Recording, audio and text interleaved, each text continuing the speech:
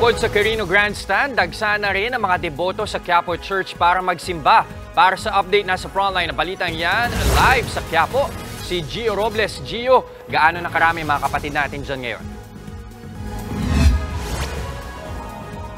Just bago yan, alas 5 ng umaga kanina na magsimula ang oras-oras na misa dito sa Quiapo Church na dinaluhan ng daang-daang mga deboto. Patikim pa lamang daw yan sa mas maraming mananampalataya na dadagsa sa mismong araw ng traslasyon. Ramdam na ramdam ang pananabik sa mga deboto sa pagbabalik ng traslasyon bukas. Alam mo, Jess, matapos itigil yan ng 3 taon dahil sa pandemya. Sa mga dadalo ng misa dito sa Quiapo Church sa Villalobos Street, ang tanging entry point, papasok ng simbahan. Maluwag pa ang mga daan sa palibot ng Quiapo Church dahil sa clearing operations na isinagawa ng mga otoridad. Kabilang kasi sa mga paghahanda ang pagbabawal pansamantala sa mga ambulant vendor para magbigay daan sa libo-libong deboto na inaasahan bukas.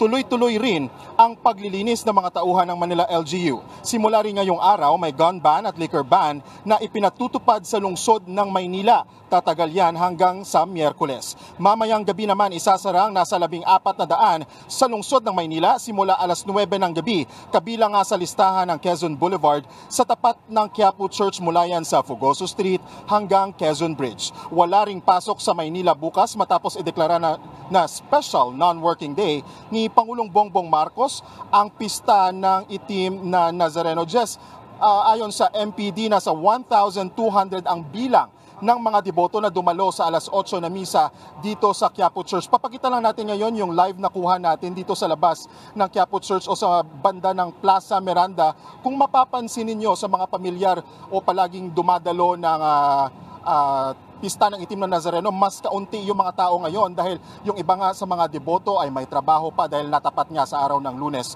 itong eve ng traslasyon. Kaya mamayang gabi, inaasahan natin na mas marami pa yung mga tao na dadagsa dito sa Quiapo Church para dumalo naman sa hourly masses. Alam mo, Jess, paalala lang din muli sa mga kapatid natin na bawal magdala ng backpack o bag, kung mas mabuti nga transparent bag yung recommendation ng Manila Police District. Maging yung mga water tumbler or canister, bawal din. Sa mga Gen Z, bawal magsuot ng hoodie o sweatshirt kapag pupunta kayo ngayon dito sa Quiapo Church. Kasama na dyan yung mga sombrero na rin po. Sa mga kapatid naman natin na mga senior citizen, kung dadalo po tayo sa misa, mas mabuti rin na magsuot tayo ng face mask dahil nga sa inaasahang dagsa ng mga tao dito sa Quiapo Church. Balik muna sa iyo, Jess. Maraming salamat sa mga update at sa mga paalala. Muli, nag-uulat mula sa Quiapo, Gio Robles.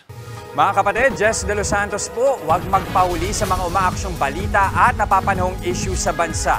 Para sa mas malawak na balitaan, mag-subscribe at mag-follow sa social media pages ng News 5.